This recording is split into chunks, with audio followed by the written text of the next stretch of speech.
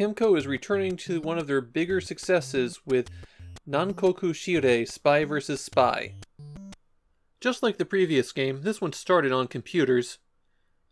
And the Japanese title of Nankoku Shirei is a pretty decent way to localize the computer game's original English title of The Island Caper.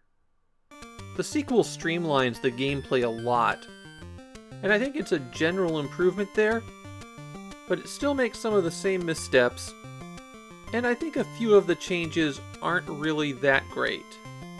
Spy vs. Spy started out as a comic strip in Mad Magazine, where two spies for unidentified countries plot against each other in ways that often backfire. Neither one of them is the good guy, they're just opposite sides of a conflict. And in the comic strips, it's generally a coin toss for which one winds up coming out on top. In this game, the white spy is definitely placed in the protagonist role. He's always who the first player controls, and he always has better images in the manual. In this game's outing, they're parachuted onto an island and have to recover 3 pieces of a missile. Once they have all 3 pieces in hand, they have to escape to a submarine. There's a time limit on their mission too. If they take too long, then the volcano erupts, destroying the island. When you start the game, you have your choice of 6 maps to play on.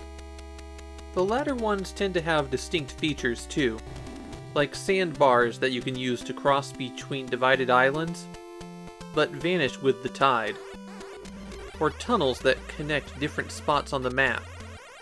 What you're looking for on the island will be found in these loose sand patches. You just walk over those and hit the A button. If a piece of the missile's there, then you carry it around with you.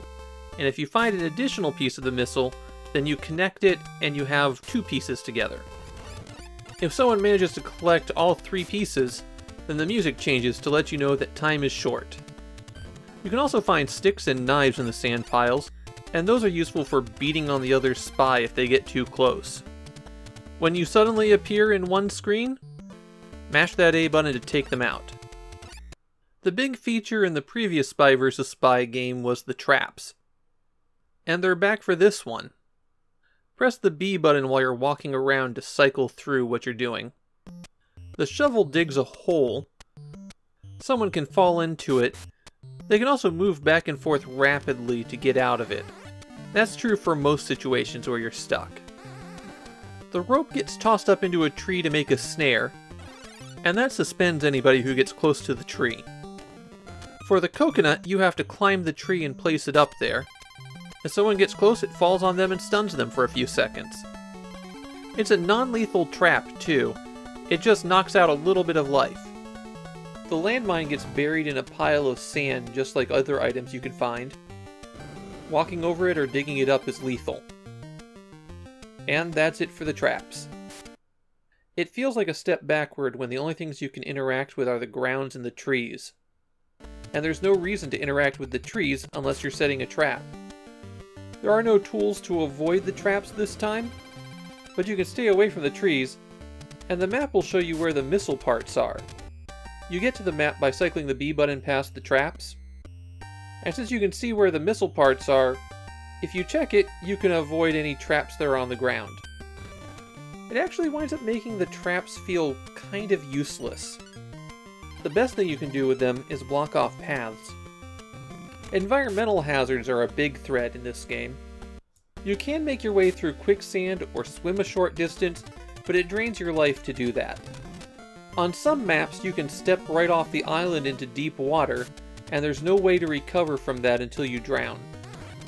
If you hold down the B button, you can run, and while you're running, if you press A, you'll jump, and that'll get you over some obstacles.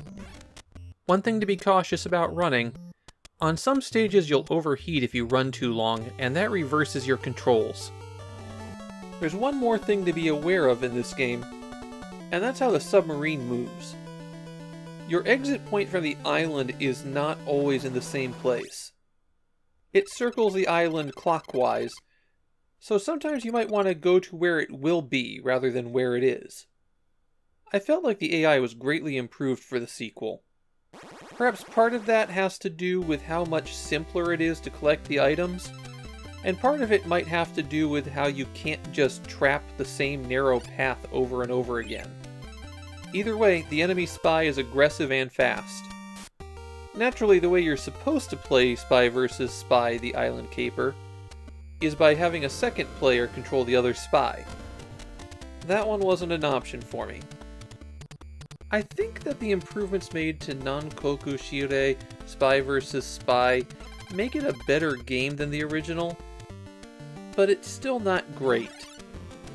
It still feels very confined and limited. The improved backgrounds do help with navigation a bit, but there's still a lot that feels kinda the same. I'd say if you were going to play a Spy vs. Spy game, then this is the one to play, but I'd also say that you don't really need to.